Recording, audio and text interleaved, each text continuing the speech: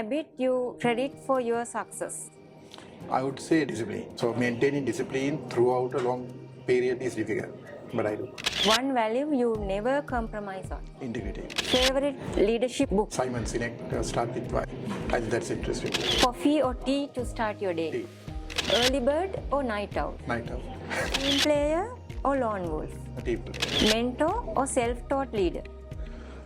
I would say combination. Still, I'm getting some advice from some people whom I respect. At the same time, I do a lot of learning on my own. Delegate or do it yourself more often? Delegate. Risk taker or cautious planner? Obviously, risk taker. Optimist or realist? Optimist. Innovate or optimize existing processes? I like to innovate things. How do you celebrate team wins? So maybe we throw a quick party, let's say go out and celebrate. How do you measure success daily? So I do a reflection early in the morning. So while enjoying my tea, I do a daily reflection. How do you recharge after a tough day? So I have a good network of friends and I do a lot of volunteer work as well. I do get into volunteer work or meet a friend. What's the best advice you ever received? Take customer calls in a positive mind. Thinking that why they call, because they need you. It's how you take that. It's a different perspective. So I'm getting a call because customer need me. So that is why they are calling me. What's your go-to strategy for handling conflict in a team? So I isolate the problem and remove the personality from the issue. So you address the issue, not the personality. Leadership style? I would say people can predict me. Integrity is very important. So what's your biggest fear in business? There's no fear as such, because I'm willing to change and adapt. If you're not willing to change and adapt, fear become a problem. One goal for the next year in 5 words. Acquiring 100,000 headcounts overseas. Thank you very much, Mr. Sampath, for joining with us today. Let's go to the questions directly. What are the key leadership qualities or principles that were instrumental in your role as a leader? So, leadership is a vast different subject altogether, covers so many different angles. So I like always participative leadership, so when it comes to making decisions, talk to others, get their feedback and work with them. Then it's a shared leadership, sort of it is not that I want everyone to do what I'm asking them to do, but I always give them the opportunity to come up with different ideas, different ways of managing things. So it's shared, then I would say participative leadership. Let's move to the second question. Could you explain your approach to get the best out of your team, foster collaboration, and manage team dynamics at large? Yeah, what I believe is actually people are different. Okay. At the same time, they all have different set of competencies, from office assistant to receptionist to engineer to architect. They are different and they have different competencies. My way of working with them is trying to understand their competencies first. Okay, I'm not a guy who will harp on their weaknesses. Okay, I look at what areas they are strong. I'm trying to get the best out of them on those strong areas.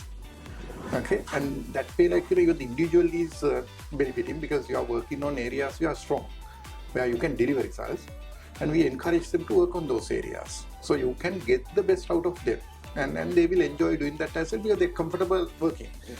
Otherwise the problem is we all have weaknesses.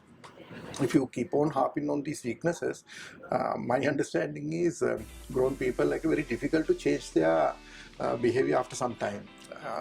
Either immediately we can't change. Long term, yes, you can influence and change certain behaviors, but it's rather easy to work with them on their competent areas. Then they are also comfortable to give their best. Let's move to the next question. Could you recall a challenging situation you experienced as a leader and the approach you have taken to overcome this? Yeah, so companies are going through different periods. We also had a bad patch some time back. We were almost running on a overdraft. Okay, what I did actually, I took a stock of everything, the financial situation, resources, the client, product, and everything, so I took a stock and then put up a plan, let's say 9 months plan.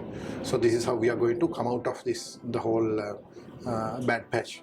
and I informed even the senior team, like, and even I divide the company salary into 2 days. Okay, because if I can't send the salary on a day, like, I have to agree with the staff. Yes. So divide into two. Normal staff salaries goes on the scheduled date. Our pay date is 28th usually. It will go as planned on 28th. Senior management salary will go on 5th of next month, because then predictability is high. So they also can go and talk to their banks and negotiate payment dates and stuff like that. So divide that, like, so we recover over a period of time the overdraft, and then we build a cash deposit almost 20 times. So minus figure to, like, 20 times cash deposit. So that's how you transform. Because I always believe, like, if you come up with a proper plan and if you execute that with team agreement, because team is aware that, like, okay, yes, we are facing this difficulty now, but we have a plan and we will overcome this challenge, like, on roughly, like, in let's say another 3 quarters. So I think, and we enjoy doing that as well, because then so you sacrifice and you enjoy. As a leader of a prestigious organization, you must have many achievements. What are the most significant leadership achievements you would like to share with us? Yeah, so when I start managing a P&L, it was just 20 million P&L. So that's the day, like, I still have the budget and the plan, like, I developed during that time, like, so from that point, so over a period of time, we build the company and we list the company in Colombo Stock Exchange. Being the first IT company to list in the CSC. So that's, I would say, it's a great achievement, like, just $20 million P&L to develop a company to go and list and then win the trust of shareholders. So that is, I think, remarkable, like, because then if you ask another area, like, global expansion, because a lot of Sri Lankan companies scared to go out of the country, and so doing business development work outside Sri Lanka, and, like, so we didn't also had experience, like, we tried. So we opened three markets: South Asia, Southeast Asia, and Middle East and Africa. So now we operate in 40 countries as a Sri Lankan company.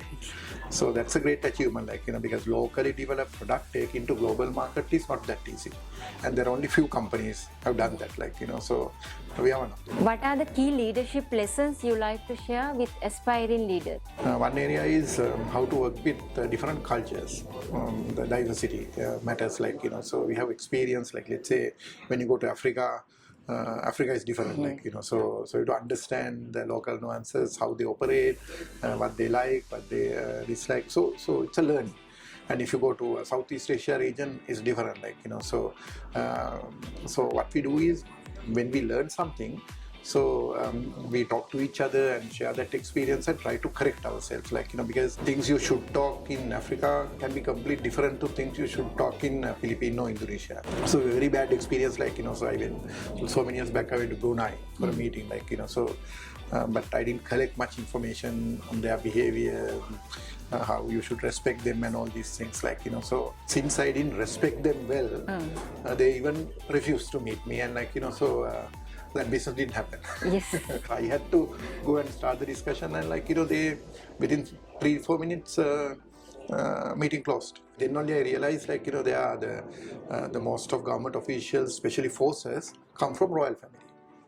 I would have done that research before start the meeting, but I didn't know. I was really embarrassed, like, but that is how different people behave, different cultures, like, now simple example, now we talk little fast. Yes. But if you talk like this in Philippines, they will not understand us. Okay, they will say this product is bad. they will listen. 2 hours they will listen and say in that product is not good. So you have to get into a very slow mode, ask questions. So it's different. So you have to adjust time to time, like, depend on the culture and depend on the market. So interesting learning, but we have to learn through mistakes. Yes. Thank you very much. Thank you.